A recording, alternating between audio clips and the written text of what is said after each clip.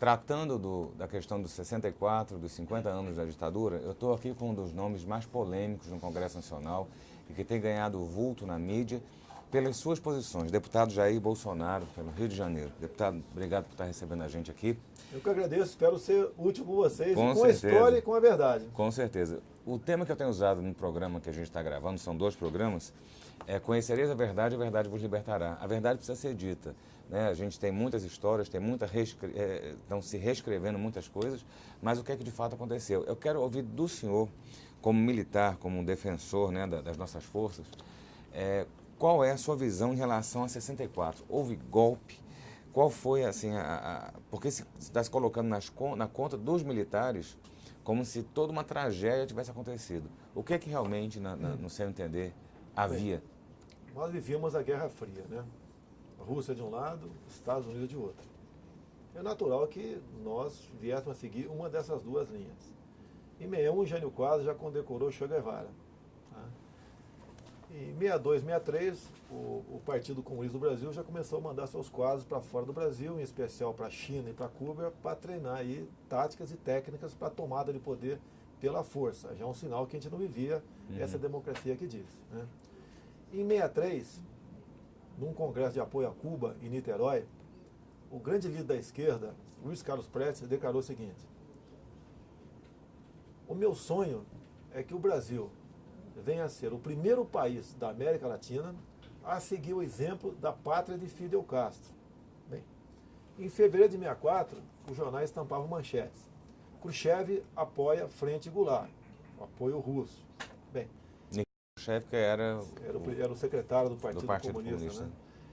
E começavam os movimentos já, inclusive Brizola, né, o próprio Jango, reforma na lei ou na marra, ou seja, ignorando o Congresso Nacional.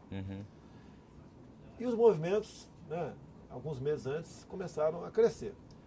Toda a Igreja Católica pedia que os militares assumissem. Né? As mulheres nas ruas, com suas marchas, pediam que as mulheres, que os militares também assumissem. A mídia, a exceção da Última Hora, que era o jornal Chapa Branca do João Goulart, também em editoriais pedia que os militares assumissem. Os empresários, os agricultores, a OAB, quando faz imprensa, entenda, a ABI toda, completa também, o Congresso Nacional, todos queriam a saída porque nós estávamos a um passo da comunização.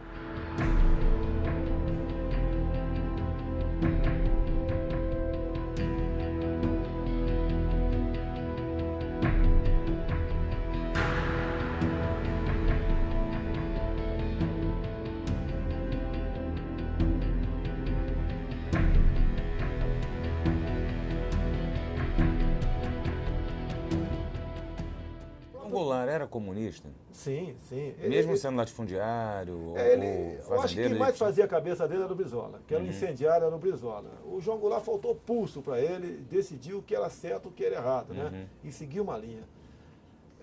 E a história, esse caldeirão todo fervia, né, aqui no nosso país, né?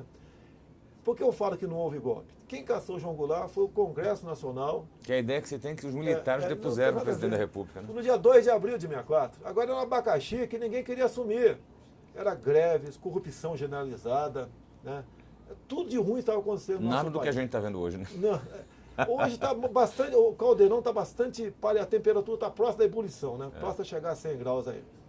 Então o Congresso caçou João Goulart numa votação simbólica. No dia 9 de abril, o Congresso, inclusive com o voto, entre outros, né, o nosso Ulisses Guimarães, elegeu Castelo Branco.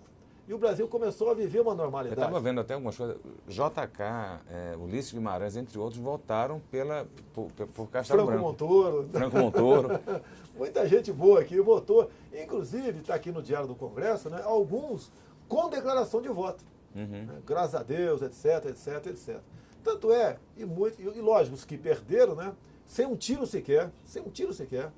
Toda ditadura começa com um paredão, para exatamente intimidar o povo. Sim. Ninguém foi morto. Fugiram. O Brizola foi para o Uruguai. Inclusive, no ano seguinte, a primeira remessa de dinheiro de Fidel Castro para a futura luta armada, né, foi o Betinho que fez a grande viagem e entregou para Brizola no Uruguai. Depois teve também outros repasses, né, lá na frente, onde o Brizola, em vez de investir na guerrilha do Caparó, que eu achei que ele foi muito inteligente nessa questão, ele comprou fazendas no Uruguai. Bem, então até 66, sem problema nenhum. Quando eclodiu então a luta armada, o pessoal bem treinado lá fora, centenas de brasileiros. Ou seja, a verdade, quer dizer, tem um outro lado também, que se diz muito que os militares é que foram com as armas em punho contra os comunistas, mas houve primeiro um passo, digamos assim, beligerante dessa turma de fora, pressionando. O militar apenas, qual a instituição que você pode confiar? Né? Com todo o respeito que eu tenho a todas as instituições, Conselho Federal, a OAB, seja o que for. Quem tem arma é o militar. Então, o militar que foi chamado. Até porque nós damos exemplo. Existem alguns que fazem coisa errada no nosso meio? Sim. Existe no meio evangélico, poxa. Quanto lugar existe, ok? Alguns pisam na bola, mas como regra, né, nós aqui levamos a coisa a sério.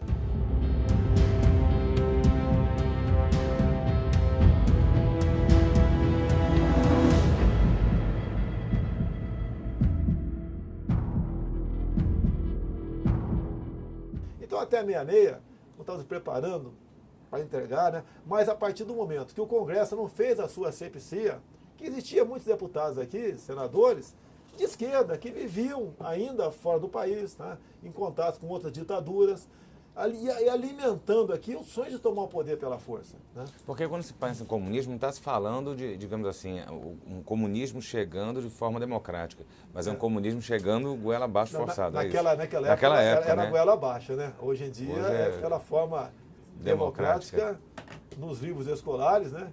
Que inclusive saúdo aí José Dirceu como uma referência para a tua geração, José Genuíno também. Eles entraram na história, né? Com uma os livros forma... escolares hoje são 30 milhões de garotos, de crianças, né, do ensino fundamental, que são envenenados por isso aqui. Basicamente com gravuras, né, e textos pequenos, onde diz que o capitalismo é o inferno e o socialismo é o paraíso. A solução para todos os problemas do Brasil é o regime cubano. Até nos livros escolares, você vê aqui, ó, eu estou com esse na minha frente aqui, o rodapé do livro escolar, o rodapé é Che Guevara. É mesmo? É Che Guevara, tá ok? E o tempo todo, então, personificando essas pessoas como grandes heróis. O Che Guevara matou muito mais gente com o próprio punho do que esses, né, mortos desaparecidos, em número de 300 aqui no Brasil. Muitos desaparecidos, como nós criamos a lei da vadiagem, ou seja, qualquer pessoa tem que ter documento na rua. Porque a guerrilha agia dessa maneira. Quando ele morria em combate, assaltando banco, sequestrando, sei lá o que for, aquele documento João da Silva ele não existia. Então ele enterrado com muita gente, passou a ser então desaparecido político. E como é que pode? Gente que pega em armas, bota a bomba, sequestra aviões, coisa que a garotada não sabe, vai te chamar de preso político?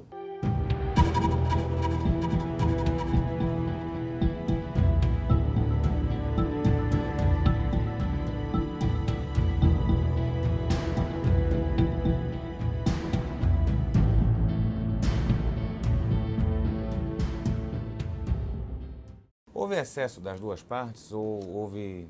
Qual a sua visão? O excesso é consequência da guerra. Toda ação vem uma reação. Se eu falar para você que não houve tortura, eu estaria mentindo. Agora, a esquerda, raramente alguém admite isso aí. Quando eles, por exemplo, no Vado Ribeira, né, eu sou de Eldorado Paulista, onde o Lamarca passou e tinha uma base de guerrilha ali, vizinha à fazenda do Rubens Paiva. Que, no meu entender, foi o Rubens Paiva que deu essa base para ele. Tá, okay? Passou em Eldorado e mais na frente, então, o Lamarca trocou alguns praças da Força Pública pelo tenente Alberto Mendes Júnior, de 23 anos de idade, ao longo da fuga do Lamarca. Esse é o bando do Vado Ribeira, quando ele achou que não precisava mais da presença desse garoto, né? Até porque ele não cedia a aderir à luta com eles, okay? Ele acabou sendo executado a coronhadas. Mas antes ele foi barbaramente torturado, como diz o laudo daquela época. Okay? E eles cometeram esse ato de insanidade, mais um, né? O pior da insanidade seria a nossa liberdade que estava em jogo, né? Eu costumo dizer, até alguns falam de roubalheira na política, né? De acordo com o partido aqui, eu acho que o povo brasileiro tem que fazer opção. É melhor, eu sei que seria o ideal, mas entre roubar e teu dinheiro e outro grupo partidário roubar teu dinheiro e a tua liberdade, é melhor ficar com o primeiro.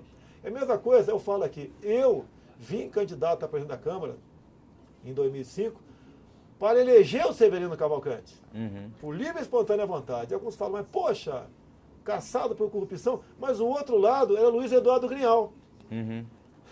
É você escolher aqui, você quer apanhar de mim ou do Mike Tyson? É melhor apanhar de mim, né?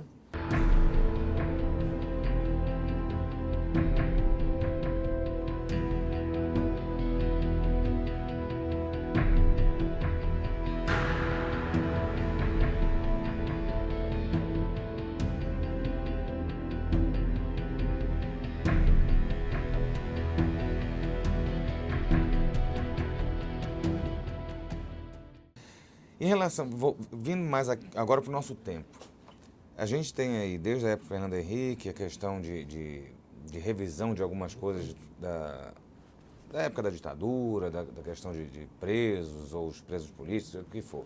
Hoje a gente tem a Comissão da Verdade.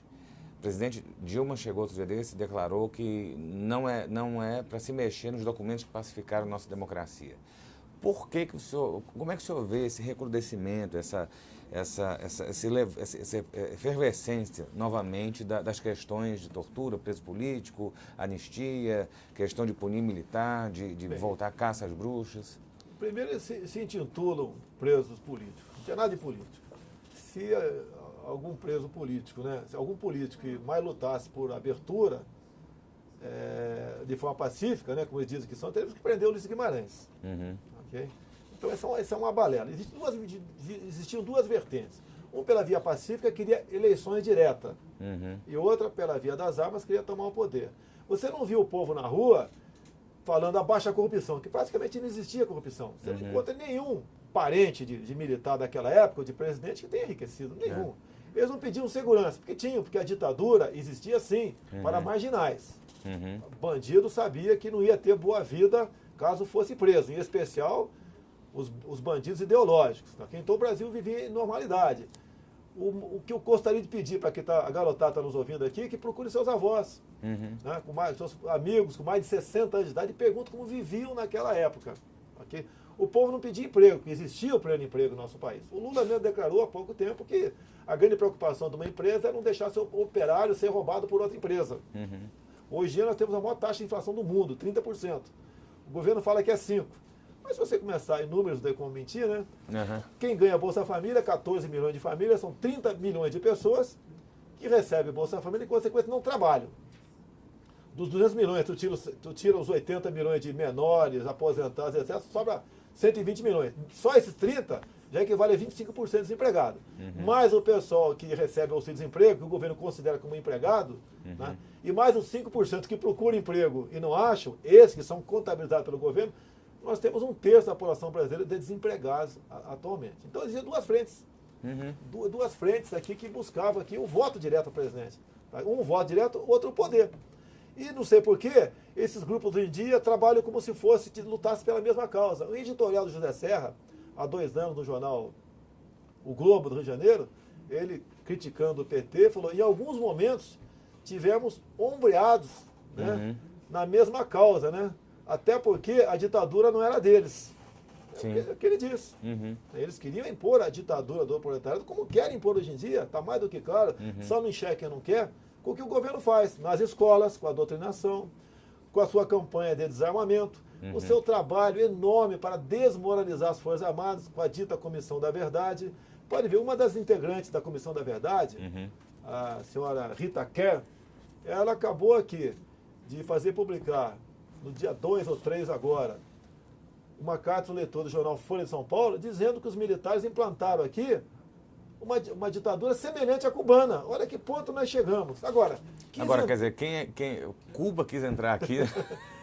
mas eles sabem que... Há uma certa incoerência. Mas o que acontece? Eles sabem que a verdade está vindo à tona. Ao a verdade vir à tona, eles se colocam agora de maneira defensiva ao que está acontecendo. Eu tenho recebido muito garoto de universidade aqui em Brasília, lá no Rio de Janeiro. Quando a gente começa a conversar e mostrando os fatos, né, as pessoas começam a abrir a sua... Porque essa geração nova não tem a menor ideia do que foi o período, nem sabe o que aconteceu. Está ouvindo de um lado. Só que o fato deles de se levantar novamente essa polêmica, né, sobre a anistia, sobre o que deve ser feito com os militares, se levanta tudo. É um risco. Não, eles levantam o nosso lado e potencializam. Né? Eu sei que o caso Celso Daniel está fora dos limites da dita Comissão da Verdade. Mas o Celso Daniel foi sequestrado, torturado barbaramente para contar onde tinha os dossiês do desvio do dinheiro da sua cidade para o PT, e depois foi executado. E 7 pessoas tiveram contato com o Celso Daniel. Né? Até o garçom que serviu a comida dele no restaurante, até um coitado de um legista que achou o corpo, 7 morreram. Todos morreram. Inclusive, quando a Polícia Federal, no dia, foi encontrado o corpo, foi no apartamento do Celso Daniel, né? Quando estava entrando, chegou Luiz Eduardo Grial.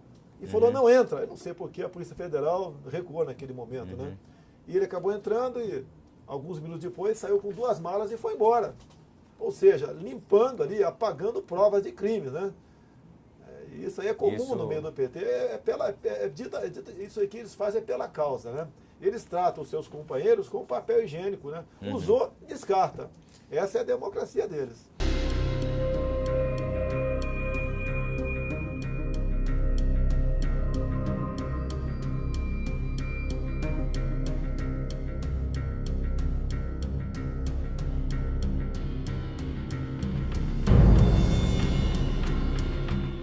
Nosso presente e futuro, como é que o senhor vê? Eu vejo com muita preocupação porque o Brasil aqui está quebrado. A inflação, infelizmente, vem à tona. Nós temos uma presidente aqui que, não é só ela como Lula, em 11 anos de governo PT, você não aponta uma obra aqui. Por exemplo, acho muito bonito o programa Luz para Todos, né? O caboclo lá, a dona Maria, desligar o seu lampião e apagar a sua lamparina. Mas para chegar a energia elétrica lá tem que ser produzida em algum lugar. Não construir uma hidrelétrica sequer no país. São Paulo está com crise, pior do que a energia elétrica, vai ter a crise d'água aqui agora. Aqui, okay? Só no governo Médici foram 15 hidrelétricas. No governo PT nada. A única obra do governo PT foi o Porto de Mariel. Que me dá o direito de esse porto é o Porto de Cuba. É o Porto de Cuba. Me dá o direito de desconfiar que parte de grana vem para cá, para a caixa do PT, a partir do momento que é um recurso carimbado como secreto. Eles não querem, né? E como eles, por exemplo, anistiaram aqui dívidas de países subsaarianos, lá na África, de ditaduras.